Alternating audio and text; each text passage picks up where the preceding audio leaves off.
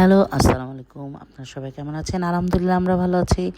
এই যে Sony story জীবনের ছোট ছোট গল্পতে আরেকটা ভিডিও নিয়ে আসলাম। এখানে হচ্ছে আমরা সবাই ইফতারি পার্টিতে যাচ্ছি আমার বড় ননদের বাসায়।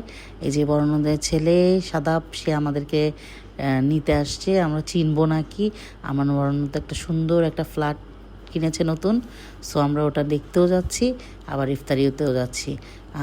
ওর বাবা রেডি হচ্ছে, ওরা সবাই রেডি হয়ে নিচে নামছে। তো আমি মনে করলাম প্রথম থেকেই আপনাদেরকে ব্লগ শেয়ার করি। তো আমরা সবাই ইয়েলো পরেছি, আমি ইয়েলো পরতে পারি নাই কারণ আমার ইয়েলো ড্রেসটা ছিল হচ্ছে লন্ড্রিতে। তো যাই হোক, সব শেষে আমাদের ওই যে উবার চলে আসলো। আমরা উবার কল করেছিলাম, সো উবারে করে আমরা যাচ্ছিলাম, একটু অনেকটা কাছেই আমাদের। তারপর যেহেতু বাচ্চা কাচ্চা নিয়ে যাচ্ছি, আর আমি একটু আপুদের জন্য হালিম বানিয়ে নিয়ে যাচ্ছিলাম, তাই আর কি উবারে করে গেলাম।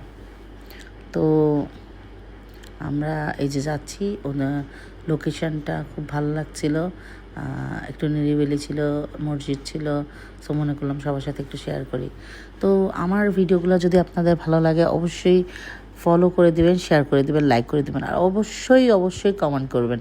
কমেন্ট না করলে বুঝবো কী করে যে আপনাদের ভিডিও ভালো লেগেছে নাকি। এটা হচ্ছে তাদের বিল্ডিংটা, খুবই সুন্দর, 10তলা মেবি বিল্ডিংটা, আমার খেয়াল নেই 10তলা না 12তলা বললো, যাই হোক 10তলায় মনে হয়। খুবই সুন্দর বাসাটা, আর খুবই ঠান্ডা, চারিদিকের পরিবেশটা মানে খুব ঠান্ডা। আশেপাশে অনেকগুলো বিল্ডিং, একেবারে 10তলা 12তলা করে, এবং ওদের বিল্ডিংটাও খুব সুন্দর। এই জন্য আমি বিল্ডিংয়ের একটু ফুটেজ নিলাম। এই যে ওর বাবা উবারে টাকা পেমেন্ট করছে। তো আমরা উঠে গেলাম, আমরা উঠে ওদের লিফটের কাছে গেলাম, ওদের একটা লিফট কমপ্লিট হয়েছে। তো আমরা লিফটের কাছে চলে গেলাম। আমার মেয়ে উঠতে পারছে না, ও বলছে মা আমি পড়ে যাবো। আমি বললাম না, এটা একটু মানে উঁচু খাড়া টাইপের।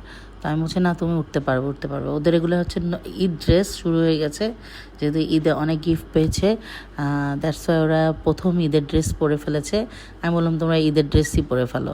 তো আমার হেল্পিং হ্যান্ড বলছে আপু ওদের তো সবই ঈদের ড্রেস। আমি তারপর ঈদ শুরু হয়ে যাক। যাই হোক, এনিওয়েজ, তারপর আমরা লিফটের কাছে গেলাম। ওই যে পাশে একটা লিফট, আরেকটা হচ্ছে, ওটা কমপ্লিট হয়নি। আর এটা একদম নতুন বিল্ডিং, নতুন বাসা। এই যে আমরা তরমুজ নিয়ে ঢুকছি, বিশাল একটা তরমুজ। যাই হোক, তরমুজটা খুব মিষ্টি ছিল। আপু কাটলো যখন, তখন দেখলাম, এবং সবাই বলছিল হ্যাঁ খুব ভালো ছিল। এই যে আমরা ঢুকলাম ওনার বাসা, যেহেতু প্রথম এসেছি এই জন্য দেখছিলাম যে কোথায় কী আছে, সুন্দর করে দেখতে ভিতরে ঢুকছিলাম। বেশ ভালো বাসাটা, সুন্দর করে সাজিয়েছে আপু।